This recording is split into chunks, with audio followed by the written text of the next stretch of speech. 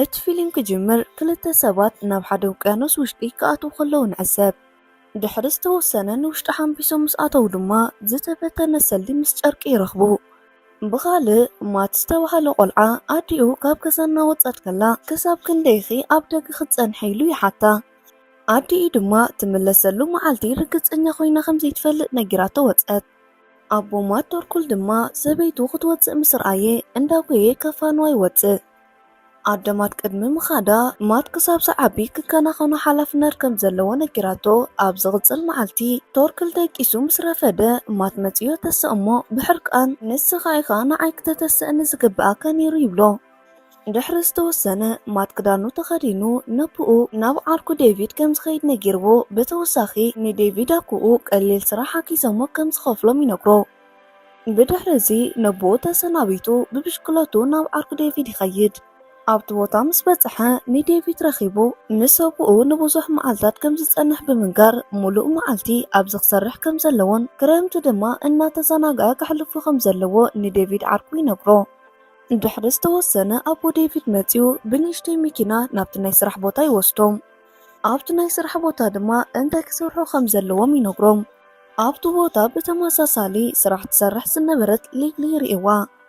ኣቦ ዴቪድ ሊቭሊ መን ምዃና ክነግሮም ከሎ ቅድመ ዋርሕ ንናይ ሓደ ተምሃራይ ስኒ ከም ዘርገፈቶን ቴሌፎን ድማ ስለዝሰበረትሉን ኣቦኣ ንዝተወሰነ ዋርሕ ብኣኣ ምክንያት ኣብ እስር ቤት ከም ዝኣተወ ይነግሮም። ዴቪድን ማትን ድሕሪ ስርሖም ኣብ ሓደ ቀላይ ከይዶም ይሕንብሱ።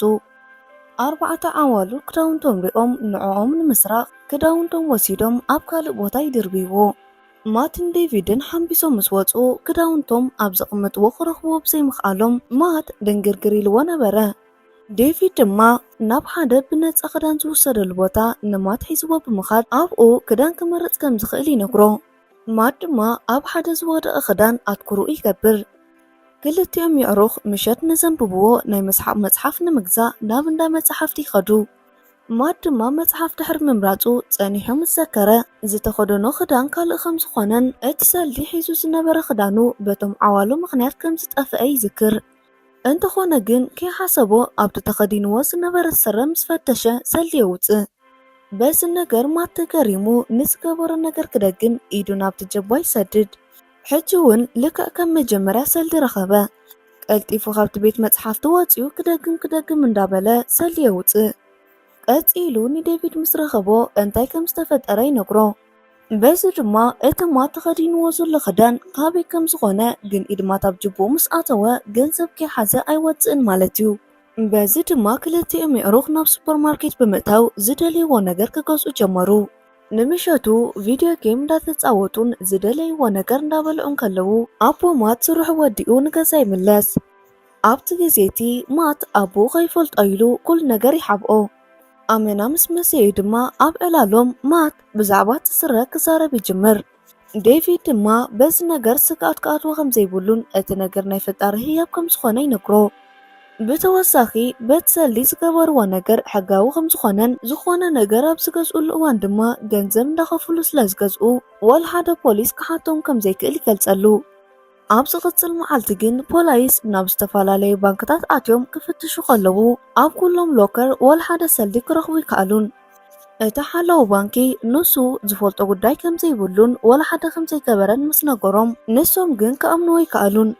ኮይኑ ግን ብዝተፈላለዩ ቻነላት ኣብ ናይ ኩሎም ባንክታት ሎከር ወላ ሓደ ሰልዲ ከም ዘየለ ይግለጽ።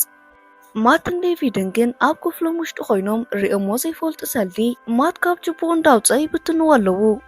ኣቦ ማት ተርኩል ድማ ኣብ ናይ ስራሕ ቦትኡ ሓድሽ ጋዜጣ ክሕትም ይንገሮ። ብተወሳኺ እቲ ጋዜጣ ዝሰርሖ ብዊልያም ኦቶ ዝተባሃለ ጋንጊስተር ከም ዝኾነ ይነግሮ። ብዛዕባኡ ኖት እውን ይህቦ። በዚ ተሓሒዙ ክልተ ሰባት እንዳሓንበሱ ከለዉ ኣብ ውቅያኖስ ውሽጢ ካብ መጠን ላዕሊ ሰልዲ ከም ዝረኸቡ ይገልጸሉ። ማትን ዴቪድን ኣብቲ ብቐዳማይ ዝሓንበሱሉ ዝነበሩ ቀላይ ምስ ንምለስ ድማ ክልተ ሴኩሪቲ ጋርድ ነቲ ቦታ ይፍትሽዎ ነበሩ። ብምቕጻል ናይ ማት ዝተደርበየ ስረ ምስ ረኸቡ ጅቡኡ ፈትሾሞ ናይ ማት ኣይዲ ይረኽቡ። ናብቶም ይዕሩኽ ምስ ንምለስ ድማ ኣኮ ዴቪድ ዝኣዘዞም ነገር ይሰርሑ ነበሩ። ግን ሎሚ ሰልችዎም ስለ ዝነበረ ማት ካብ ጅቡኡ ሰልዲ ውፅኡ ብዙሓት ሰራሕተኛታት ክቆፅሩ ከኣሉ።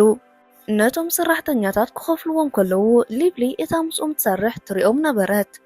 ክልቲኦም ክዳውንቶም እንዳቀየሩ ከለዉ ኩሉ ግዜ ቤት ሰልዲ ሰራሕተኛታት እንዳቆፀሩ ንሶም ከይሰርሑ ካባኩ ብዙሕ ገንዘብ ክቕበሉ ከም ዝኽእሉ ይዘራርቡ። ከምዚ ኢሎም እንዳዕለሉ ከለዉ ግን እታ ሊቭሊ ዝተባህለት ጓል ትሰምዖም ነበረት። በስ ድማ ናብ ገዝኦም ክምለሱ ከለዉ ብዝተወሰነ ይሰግኡ። ኣብ መንገዲ ግን ዳግማይ ሊቭሊ ትረኽቦም እሞ እቲ ነገር ንወላ ሓደ ሰብ ከም ዘይትዛረብን ግን 300,000 ከም ትደሊ ነገረቶም። በዚ ድማ ክልቲኦም የዕሩኽ ብዘይ ሰጋእ መጋእ ነቲ ዝበለቶ ነገር ኣውፂኦም ሃብዋ። ሊቭሊ ድማ ነቲ ሰልዲ ምስ ተዋህባ ኣብ ክንዲ ምኻድ እቲ ነገር ሓቂ ድዩ ኢላ ትሓቶም። ማትን ዴቪድን ድማ ብዛዕባ እቲ ጉዳይ ተወሳኺ ዘረባ ክትዛረብ ከም ዘይትኽእል ይነግርዋ። ናብቶም ፖላይስ ምስ ንምለስ ድማ ኣብ መላእ ባንኪ ብዘጋጠመ ስርቂ ይዘራረቡ ኣለዉ። ሓንቲ ፖሊስ እዞም ዝኩሉ ገንዘብ ዝሰረቁ ሰባት ኣብ ቀረባ ግዜ ክተሓሱ ከም ዘለዎም ንመሳርሕታ ነገረቶም። እዚ ድማ በቲ ዝተሰረቀ ገንዘብ ጥራሕ ዘይኮነስ እቶም ተጠቀምቲ ባንኪ ሃገር እምነቶም ንኸይጎድል ብዝብል እዩ። ብተወሳኺ እዚ ማለት ድማ ኩሉ ነዋሪ ነዚ ጉዳይ እንተሰሚዕዎ ገንዘቡ ናብ ዘቐመጠሉ ባንክ እንዳኸደ ዘቐመጥዎ ሰልዲ እንተውፅኦሞ ናይቲ ሃገር ኢኮኖሚ ከም ዝቃወስ ገለጸትሎም።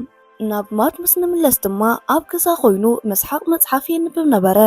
ኣቦኡ ተርኩል ናብኡ መፂኡ ድማ ብሓሳብ ዘሕልፍዎ ግዜ ብዙሕ ክኸውን ከም ዘለዎ ይነግሮ።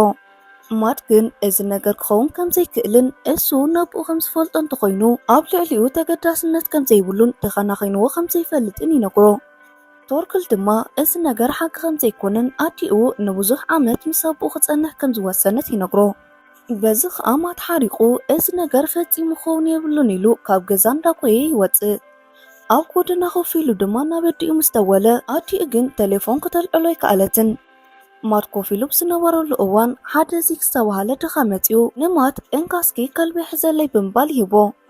ብዙሕ ምሳዕለለ ማት እታ ከልቢ ብዙሕ ስለዝተጎድአት ክገዝኣ ከም ዝደሊ ይነግሮ። በዚ ድማ ዚክ ንነብሱ ኸማን ከመሓድር ስለዘይክእል በቃ ውሰዳ ይብሎ።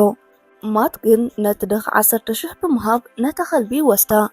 ዚክ ድማ ነዚ ምስ ረኣየ ካብቲ ገንዘብ ንላዕሊ እታ ዝዓበያ ከልቢ ትሕሸኒ ብምባል ናብ ማት እንዳጎየ ከልቢ ሃበን እናበለ ኩሉ ፅርግያ ክሓልፍ ክብል መኪና ሃረመቶ። ኣብ ዝቕፅል መዓልቲ ማት ንዴቪድ ነቲ ድኻ ዚክ ከም ዝደንገፀሉ ይነግሮ። ዴቪድ ድማ እቲ ናይታ ከልቢ ዋና ዝኾነ ዚክ ካብ ሆስፒታል ሓዊ ክወፅእ ከም ዘለዎ ይዛረብ። ብኻልእ ድማ ሊቭሊ ዳግማይ ናብኦም ተመሊሳ ብምምፃእ ነቲ 300,000 ወላ ሓደ ከም ዘይጉደለትን ንሳ መሓስኦም ኮይና ክትቅፅል ከም ትደልን ነገረቶም። ጀላትን እንዳበልዑ ወካብ ዝገብሩሉ እዋን ማት ብሰንኪ እቲ ስረ ብዙሓት ሽግራት ይፍጠሩ ስለዘለዉ ነቲ ስረ ናብቲ ዝረኸቦ ቦታ ክመልሱ ከም ዘለዎ ይገልጸሉ። ዴቪድ ድማ ነቲ ማት ዘምፅኦ ሓሳብ ጌጋ ከም ዝኾነ ምስ ገለጸ ሊቭሊ እውን ተሓዊሳቶም ወዲ ሰብ ፍታው ነብሱ ከም ዝኾነን ዋላ ፖላይስ ነዚ ናይ ሰልዲ ምንጪ እንተዝረኽብዎ ፈፂሞም ከም ዘይምሕሩ ገለጸት። ብተወሳኺ ዴቪድ እውን ነዚ ነገር ብምስጢር ጥራሕ ክሕዝዎ ከም ዘለዎ ምስ ገለጸ ማት ድማ እቲ ነገር ዋላ ይኹን ግን እቲ ምንጪ ገንዘብ ካበይ ከም ዝኾነ ክፈልጥ ከም ዝደሊ ይነግሮም። ብኻልእ ድማ እቲ ዝተኸደኖ ክዳን ንምንታይ ንዕኡ ጥራሕ ከም ዝመረፀ ንነብሱ ክሓትት ጀመረ። ዚክ ድማ ካብ ሕክምና ተሓኪሙ ምስ ወፀ ሓደ ሰብ ብመኪና ይፅበዮ ነበረ። ብድሕሪ እዚ በታ መኪና ገይሮም ናብ ሓደ ክባር ዝተባህለ ሆቴል ይወስድዎ። ብምቕፃል ናብቲ ዝተዳለወሉ ክላስ ምስ ኣተወ ነቶም 3 ኣዕሩኽ ይረኽቦም። ብተወሳኺ ማት ነቲ ዝተፈጠረ ነገር ይቕረይታ ይሓቶ። ቀፂሉ ነታ ከልቢ መሊሶሙሉ ማትን ዴቪድን ካብቲ ሆቴል ወፂኦም ዝረኸብዎም ድኻታት ካብ ጅቡኡ ሰልዲ እንዳውፅአ ይህቦም። ብተወሳኺ ሓገዝ ንዘድልዮም ሰባት ብኦንላይን ገንዘቦም ይበርክትሎም። ኣብ መወዳእታ ማት ነብኡ ዝተወሰነ ሰልዲ ሂቡ ምግቢ ገዚኡ ክበልዕ ይነግሮ።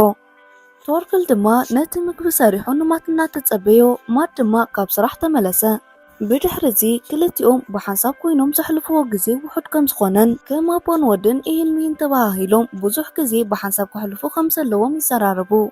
ድራር በሊዖም ኣብ ዓራት ኮይኖም ቲቪ ብዝርእሉ ዝነበሩ እዋን ሓደ ዘሰንብት ዜና ይሰምዑ። ንሱ ድማ እቶም ባንኪ ዝሰረቁ ሰባት ሕጂ እውን ገንዘብ ይዕድሉ ከም ዘለው ይሰምዑ። ብድሕሪ እዚ ማት ነብኡ ወልሓደ ኢልካ ከይትቋየቆኒ ብምባል ነቲ ሓቂ ምስ ነገሮ ካብ ዝነበሮ ተሲኡ ካብ ጅቡ ብዙሕ ገንዘብ እንዳውፅአ ነብኡ የርእዮሞ ናይዚ ኩሉ ነገር ተሓታቲ ኣነየ ይብሎ። ኣቦኡ ድማ ነቲ ዝተዋህቦ ናይ ጋዜጣ ስራሕ ብዛዕባ እቲ ጉዳይ ነበረ። በዚ ድማ ኣመና ሰንቢዱ ብፍርሒ እዚ ናይ ስሪኡ ጉዳይ ንወላ ሓደ ሰብ ክነግር ከም ዘይብሉን ንሓደ ሰብ እንተነጊሩ ግን ሙሉእ ቤተሰቦም ኣብ ሽግር ከም ዝወድቁ ብጥንቃቐ ይነግሮ። ብድሕሪዚ ማት ብለይቲ ዝርብሽ ድምፂ ሰሚዖም ዝተስአ ክልተ ሰባት ማዕፆ ሲሮም ብምእታው እቲ ቆልዓ ቤሎ እንዳበሉ ነብኡ የፈራርሕዎ ነበሩ። ቶርሊ ድማ ብዓውታ ንማት ህደም ኢሉ ምስ ነገሮ ማት እውን ብድሕሪት ወፂኡ ብብሽክለቱ ቀልጢፉ ይኸይድ። ምስ ወግሐ ማት ናብ ዴቪድ ምስ ከደ ዳግማይ ተተሓሒዞም ናብ ሊቭሊ ይኸዱ። ሊቭሊ ድማ ወላ ሓደ ሽግር ቅድሚ ምፍጣሩ ነቲ ዝተኸደኖ ክዳን ኣውፂኡ ነብኡ ክቦ ከም ዘለዎ ነገረቶ። ፖላይስ ድማ ብዛዕባ እዚ ጉዳይ እንዳጻረዩ ከለዉ ብህቡኣት ካሜራታት ዝተቐድሑ ዴቪድን ማትን ካብ ጅባማት ሰልዲ እንዳውፅኡ ክባራት ነገራት ከም ዝገዝኡ ይርእዎም። ቶርክል ድማ ኣብ ጸልማት ገዛ ኮፍ ኢሉ ምስ ተባራበረ እቲ ዊልያም ዝተባሃለ ሰብ ብኣካል ይረኽቦ። ኣብቲ ግዜ እቲ ዊልያም ሙሉእ ታሪኹ ክነግሮ ከሎ ኣብ 9 ሰዓታት ነቲ ስረ ተጠቂሙን ብተወሳኺ ብማት ገይሮም ክሳብ 50 ሚልዮን ከም ዘውፅኡ ይነግሮ። ብድሕሪዚ ንቶርክል ከሳቒዎ ይጅምሩ። ቀፂሉ ዊልያም ናብ ወዱ ማት ደው ኢሉ ነቲ ስረ እንተዘይመሊሶሞ ነብኡ ከም ዝቐትልዎ ይነግሮም። እቶም ሰለስተ ኣዕሩኽ ድማ ናብ ዝተባሃልዎ ቦታ ከይዶም ዘታልልዎም መሲልዎም ተሓቢኦም ክከታተልዎም ይጅምሩ። ብምቕጻል ዴቪድ ገንዘብ ብምሓዝ እቲ ሰልዲ ዘፈልፍል ስረ ንሱ ከም ዝገበሮ ይነግሮም። ብድሕሪዚ እቶም ናይ ዊልያም ጋርድታት ዴቪድ ነቲ ሓቀኛ ተደላይ ስረ ንሱ ዝገበሮ መሲልዎም ናብ ዊልያም ሒዞሞ ይኸዱ። ብድሕሪዚ ሊቭሊ ነቲ ዴቪድ ሒዝዎ ዘሎ ጂቢስ ወሊዓ ክትከታተሎም ጀመረት። ብተወሳኺ ማትን ሊቭሊን ምዚክ ብምዃን መኪና ሒዞም ንዴቪድ ናበይ ከም ዝወስድዎ ክከታተልዎ ይረኣዩ። ኣብ መንጎ መንገዲ ነዳዲ ተወዲእዎም ምስ መልኡ ንምኽፋል ማት ናብ ጅብኡ ኢዱ ምስ ኣእተወ ሰልዲ ምውፃእ ይኣብዮ። እንተኾነ ግን ብክንደይ ሓይሊ 1,000 ምስ ኣውፅአ በቲ ስረ ሰልዲ ናይ ምውፃእ ሓይሉ ከም ዝጎደለ ሊቭሊን ማትን ተረድኡ። ካብቲ እንዳ ነዳዲ ድሕሪ ምኻዶም ፖላይስ በዓል ማት ኣበይ ከም ዘለው መልእኽቲ ስለ ዝበፅሖም በቲ መንገዲ ወላ ሓደ መኪና ክሓልፍ ከም ዘይብሉን እቲ መንገዲ ክዓፅዎ ከም ዘለዎም እታ ኮሚሽነር ትእዛዝ ኣቕረበት። በዓል ማት ግን በይኖም ጥራሕ በቲ መንገዲ ይኸዱ ስለ ዝነበሩ ነቶም ፖላይስ ጥሒሶሞም ምስ ከዱ እቶም ፖላይስ ክጎይዎም ጀመሩ። ኣብ መንጎ ጠጠው ኣቢሎም ናብቲ ጫካ ሃዲሞም ምስ ኣተዉ ብክልተ ፖላይስ ክረኣዩ ከኣሉ ግን ካብቶም ፖላይስ ተሓቢኦም ኣሕለፍዎም። ናይ ዊልያም ጋርድታት ድማ ንዴቪድ ሒዞም ንዊልያም ምስ ኣቕረብሉ ዊልያም ግን ገና ነቲ ክዳን ምስ ረኣዮ ንሱ እቲ ሓቀኛ ነቲ ክዳን ዝሰረቐ ቆልዓ ከም ዘይኮነ ብሕርቃን ይነግሮም። ማትን ሊቭሊን ድማ ኣማራፂ ስለ ዝሰኣኑ ማት ሓደ ሓሳብ የምፅእ። ብድሕሪዚ ናብ በዓል ዊልያም ከይዶም ነቲ ስረ ከም ዘቃፀልዎን እንተኾነ ግን ንዴቪድን ኣቡኡን እንተፈኒዮሞም ግን ነቲ ስረ ከም ዝህብዎም እናፈርሑ ይነግርዎም። በዚ ተሰማሚዖም ኣቦ ማትን ዴቪድን ብነፃ ክፍንውዎም ከኣሉ። ማት ድማ ነቲ ስረ ይስንድወሉ። ኮይኑ ግን ዊልያም ነቲ ዝተሰማምዕዎ ነገር ኣፍሪሱ ነቶም ጋርድታቱ ዳግማይ ንኩሎም ክሕዝዎም ይእዝዝ። እንተኾነ ግን ዚክ ብቕልጡፍ ናብኦም መኪና ሒዙ ብምምፃእ ሒዝዎም ክሃድም ከኣለ። ኮይኑ ግን እቶም ጋርድታት ብመኪና ክጎይዎም ጀመሩ። ኣብ መወዳእትኡ ድማ ተጋጭኦም ካብቲ መኪና ብምውራድ ብእግሮም ናብ ናይ ዊልያም ፋብሪካ ኣተዉ። በዚ ከዓ ዊልያም እንዳጎየ የኸይዱ ማት ዝሓዞ ስረ ኣብ ኢዱ እንደዚኣትዩ ንማት ተጒሱ ከም ዝቆትሎ የፈራርሖ። ቶርክል ግን እንዳጎየ የመፅኡ ምስ ዊልያም ይበኣስ። በዚ ድማ ዊልያም ዝሓዞ ሽጉጥ ወደቐ። ማት ነታ ሽጉጥ ኣልዒሉ ንዊልያም እግሩ ምስ ሃረሞ ነብኡ ብሰላም ክገድፎ እንተዘይክኢሉ ኣብ ርእሱ ተጒሱ ከም ዝቆትሎ ይነግሮ። ኮይኑ ግን ድሕሪ ዝተወሰነ ብዙሓት ፖላይስ እንታይ ከም ዘጋጠመ ስለ ዝፈለጡ ምስታ ኮሚሽነር ናብቲ ፋብሪካ ኣተዉ። እታ ኮሚሽነር ቶርክል ንዝሓዞ ስረ ንክህባ ምስ ሓተተቶ እዚ ነገር ብሰላም ንክውድእ ነቲ ስረ ናብቲ ዝመክኽ ዝነበረ ሓፂን ደርቢ ከቃፅሎ ከም ዝኾነ ይነግራ። ብድሕሪዚ ማትን ኣዕሩኽቱን ካብቲ ፋብሪካ ብሰላም ክወፁ ከለዉ ዊልያም ግን ክሳብ ሕጂ ብዝሰርሖም ገበናት ናብቲ ቤት ማእሰርቲ ኣተወ። እንተኾነ ግን እቲ ደኻዚክ እዚ ኩሉ ነገር ንክኸውን መስዋእቲ ከፊልሎም ነበረ። ኣብ መወዳእታ ድማ ማትን ዴቪድን ምስ ሊቭሊን ቶርክልን ኮይኖም ናይ ዚክ ስነ-ስርዓት ቀብሪ ክፍፅሙ ከለዉ ርኢና ትዕዝብትና ኣብዚ ይውዳእ።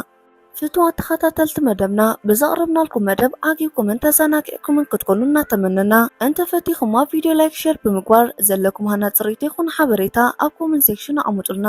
ናይ ወትሩ ተኸታተልቲ መደብና ንምዃን ሳብስክራይብ ዘይገበርኩም ሳብስክራይብ ኩር እንዳበልኩ ኣብ ቀጻሊ ብኻልእ መደብ ክሳብ ንራኸብ ሰሰናዩ።